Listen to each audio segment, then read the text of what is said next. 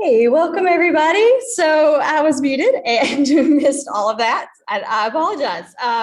We are going to talk about computer science in Alabama. And if you read my lips, you already kind of know this. But if you didn't read my lips, we kind of want to talk about what's expected, what's fixing to happen in Alabama when it comes to computer science.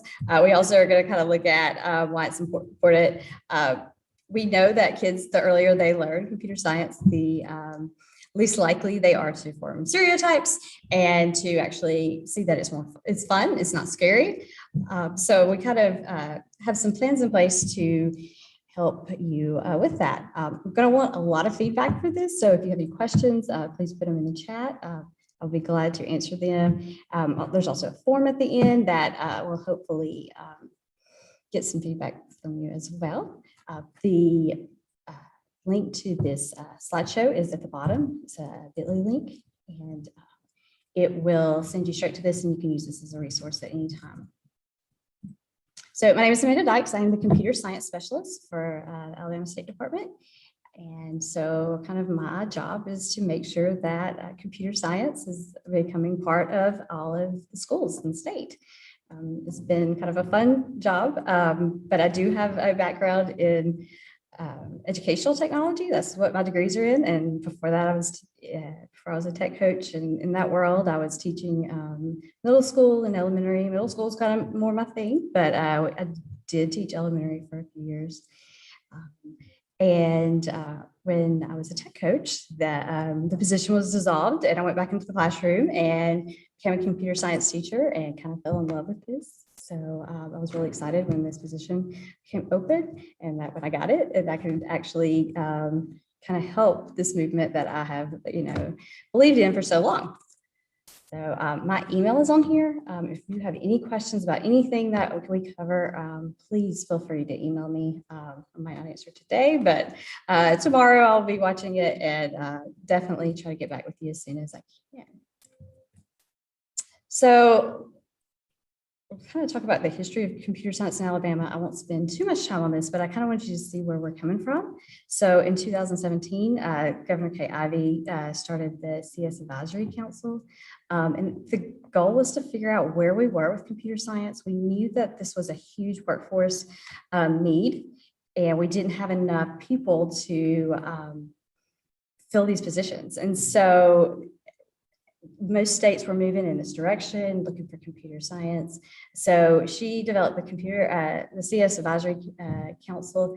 And so their goal was to start making progress to bring computer science to all students. So in 2018, the digital literacy and computer science standards were formed and passed, and they came through. I have a link to those standards if you do not know where to find them. They have different standards from K through 8, and then 9-12 have been grouped together. These standards focus on digital literacy as well as computer science. They kind of all work together. If you look on this website, you see that there's an unpacked standards. That's an Excel spreadsheet that has like vocabulary, and it kind of tells you what the teachers would do to teach this, what students need to be learning. It's a really great resource. There's also the DLCS companion website.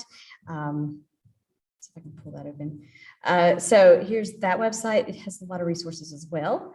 You can actually do resources by strand. So if you're teaching computational thinking, you can click on that and it will give you standards and lesson plans and those type activities, which tools you could use. So it kind of is there to help you. There's a glossary, because sometimes these terms, I will not deny that I have not had to look up something that I hear a word, I think, what on earth is that? And this is kind of where I go to find that. So we would kind of want this to be a place that teachers can find more resources. If you have resources that you don't see on here, there's a form. Please feel free to send that to me, and I'll be glad to add that as well. So with the DLCS standards, it kind of is grouped into two things. We have some digital literacy, how to use the computers, even has typing on there.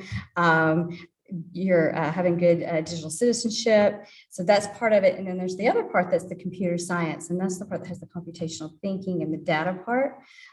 So even though these are two separate parts, they do work well together.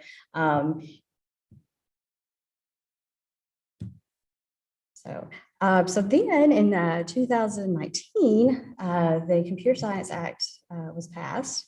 And as part of that, they want to phase in that all K-12 schools offer computer science. They also had the course of study. Another big part of this is funding. And the funding is focused on professional learning to get teachers ready to teach this. So we can support all schools in that you don't have to go looking for funding to get your teachers prepared. There's also the certification approaches. That was big with the high school and middle school. We kind of have this whole thing with course specific permits, which is a kind of a quick certification for 3 years just for one course. And then we also want to look at data reporting, and I'm going to kind of talk about that data reporting because that's where we're kind of needing some input when it comes to elementary. And then, of course, there was a task force that has a strategic plan. And then the last part was that computer science courses fulfill a math or science credit for high school. So if you have, you might be an elementary school teacher, but if you have a high schooler, that's good information to have. That it could be that fourth math credit or that third or fourth science credit as well. So part of that legislation is that there's a kind of a timeline to get computer science in schools. We couldn't just say free for all 1 year. So the first year, which was this past year, that each public school should offer at least one authentic computer science course. And I think we're up to 80, it'll be 83. So we're hoping to get those last few stragglers in there. And so they offer one of our 9 courses that we have, or they can have dual enrollment that could act as those courses. This coming year, middle school will have the computer science courses. This summer's been all about training the middle school teachers. And then what we all kind of are here today is that in 2022 and 2023, each public elementary school shall offer instructions on the basics of computer science and computational thinking. So that's pulling in that computational thinking part in computer science, not all of those. Well, of course, we want to cover all the DLCS standards, but this legislation really focuses on that CS part of it.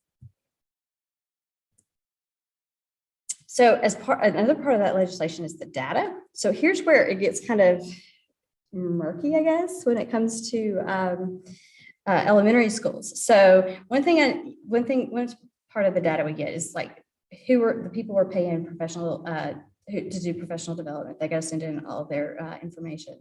But there's also with the school districts, and they report what courses are offered, which is great for middle school and high school because they just pulled the course codes. The teacher training history, this is something that will be needed for elementary schools. AP and dual enrollment information is also something that goes to high schools. And so we take this data and we have to put it in an expansion report that goes to the legislator. And so, here's the expansion report. There's a summary that's got a kind of a write-up document about it. Every school district that turned in information, it's kind of, you can pull up individual school data there. And then, of course, we have information about those entities that received money for professional development. So if we scroll down here, though, you see that we have information on like the courses, how many students are in these courses, the professional development the teachers got. I didn't mean to click. I clicked on something. I have no idea what I clicked on. And of course, the AP and the dual enrollment broken into like gender, socioeconomic, and ethnicity information. So, which of course we wouldn't need for the elementary school, but what we'll need for the elementary school is what schools are teaching computer science, who's getting professional development, especially if it's coming from one of our providers, and how many students are like getting this instruction as well. And which, like I said, it gets kind of murky when it gets to elementary school. We can't just pull course codes. I can't say that who's in PG2 0018, and we know that. So that's kind of where I'm going to want feedback as I go. But I wanted you to see kind of where this data is and how we kind of present it.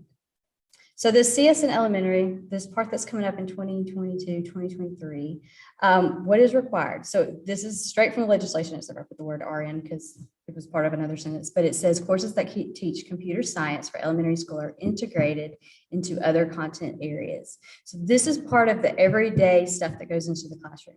Does it mean every lesson should have computer science? No, but it means that throughout the year, those computational thinking skills need to be taught within other content areas. We do know that some schools have a computer science teacher who focus on that. And that's something that needs to be discussed. Would that count?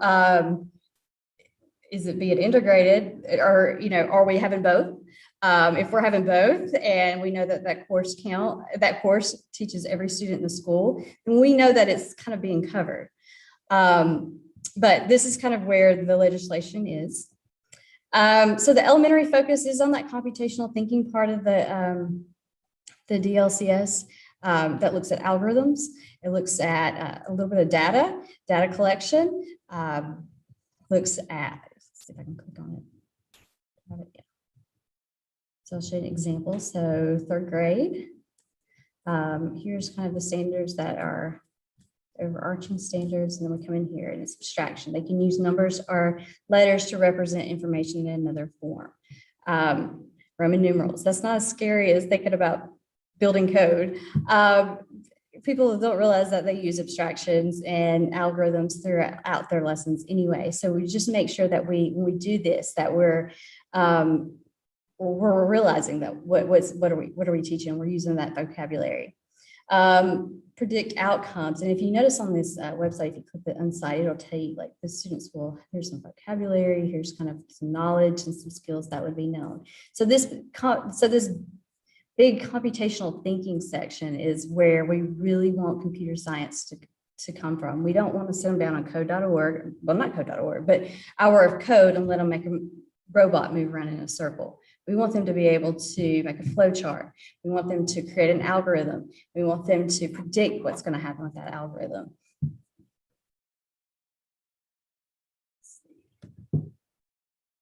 So the biggest problem when it comes to elementary, again, is that data that's going to be collected. And that's where I kind of want feedback on, like, what are you already collecting? How can I get this better? I don't want to double anybody's work. I don't want to make it something that people just throw numbers down with as well. So that's I've kind of touched on this a few times throughout the slideshow, but I kind of put it on here because I didn't know I was going to touch on it as I went through it. Now, so when it comes to professional development, there are a lot of options. Now, here are 2 options that are from the Alabama State Department that we are funding, that we back. Now, that doesn't mean that other ones that you might be paying for are not okay or not good. We don't want a school that has had, say, Amazon's come in and you've trained your elementary school teachers for the past 3 years. We don't want to tell you that that's no longer good. But we would like to know that that's what's happened. Like, you've had training, you've had turnaround training, the teachers have been teaching this curriculum. Those are the kind of information that we really would like to know. But not all school districts can afford to do that. So we do want to make sure that we provide this professional development for everyone. So A+ College Ready is one of our PD providers. I have this link in here, and I know it's an ugly link, but somebody asked me for it last session when I did the face-to-face session, and I realized I didn't have the link in there, so I just copied and pasted it in. But this link will take you to their flyer for this summer. And then it'll kind of have some forms that you can fill out to request more information. But A+ College Ready, they work with code.org, and they have developed a CS fundamentals that actually goes with the Alabama courses study. So they take that code.org, but it's not just click through code.org. They use other lessons as well as, they might have taken some of the lessons out that they didn't feel like teachers were comfortable with.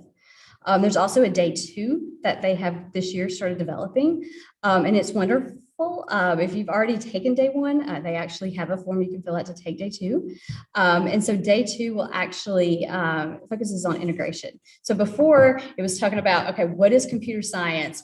What, where can you find lessons? What can you be comfortable with? Just kind of giving you that background. And then if you come back for day 2, which they're not 2 days in a row, unless it's during the summer and you choose that, But if you come back from day 2, this focuses on the integration and those lesson planning. So in ALSDE also is working with Engineering is Elementary, which is at through the Boston Science Museum. And it's another fantastic lessons that actually focus on integration. It allows like any teacher to be able to come in and teach that.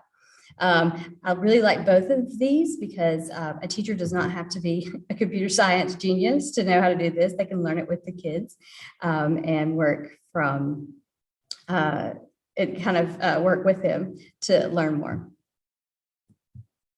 So here's kind of where I need your feedback.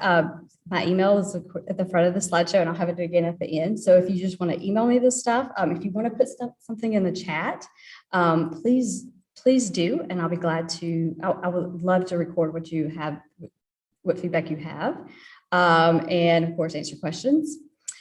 So here's just some of the things I want to know. Like, does your district have a plan for teacher training? Like, I know some districts have already hired new tech coaches and kind of have something in place. They already have a turnaround training, or they already have their first group of teachers. So I would love to hear if any other group, if anybody that's part of this has started some. There's a bug. I promise I'm not spastic. There's a bug. But is there like a plan that's already in place? If you'd like to share that in the chat, I'll give that a minute. I think there's a delay.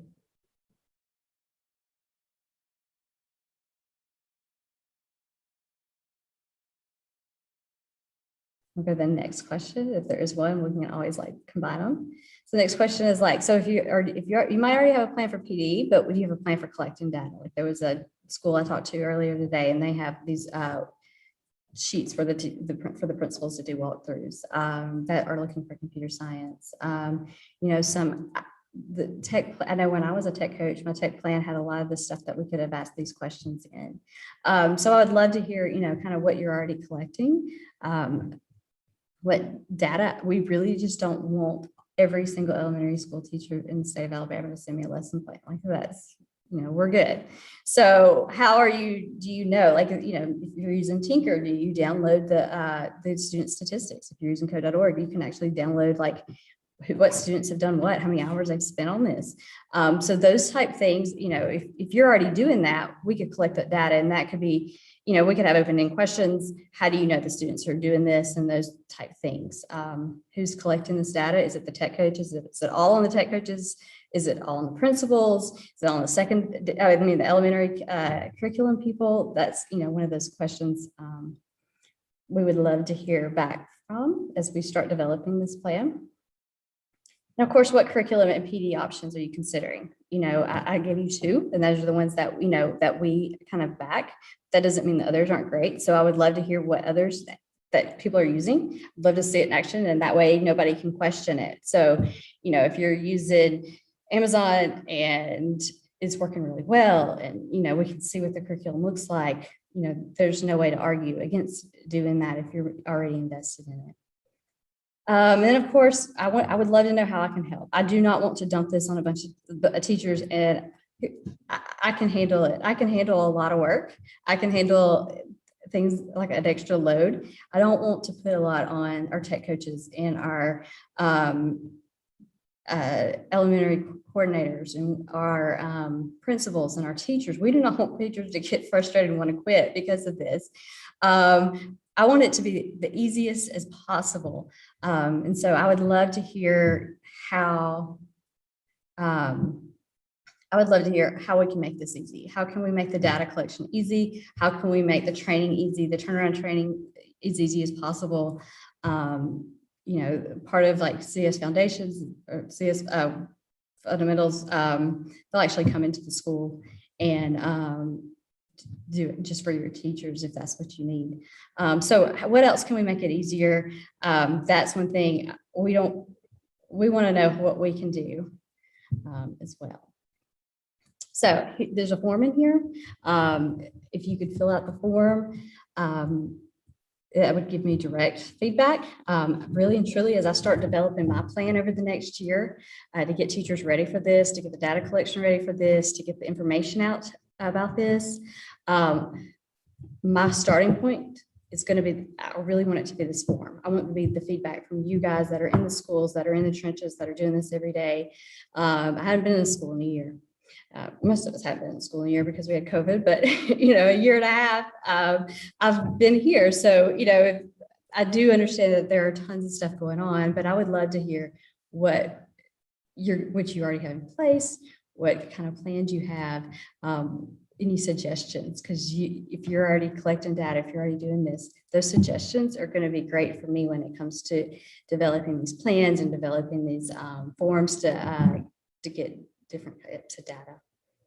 If you have any questions or anything like that, I'll stay on for a little while so we can check the chat, and I'll be glad to help you. I'm going to put my email on here again. I would love to hear from you and get some feedback and see what I can do to help you make this transition as easy as possible.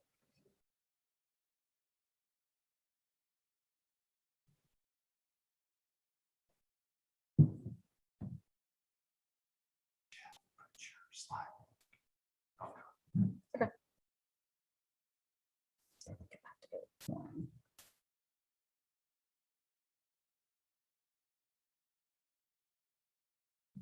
This is the long one.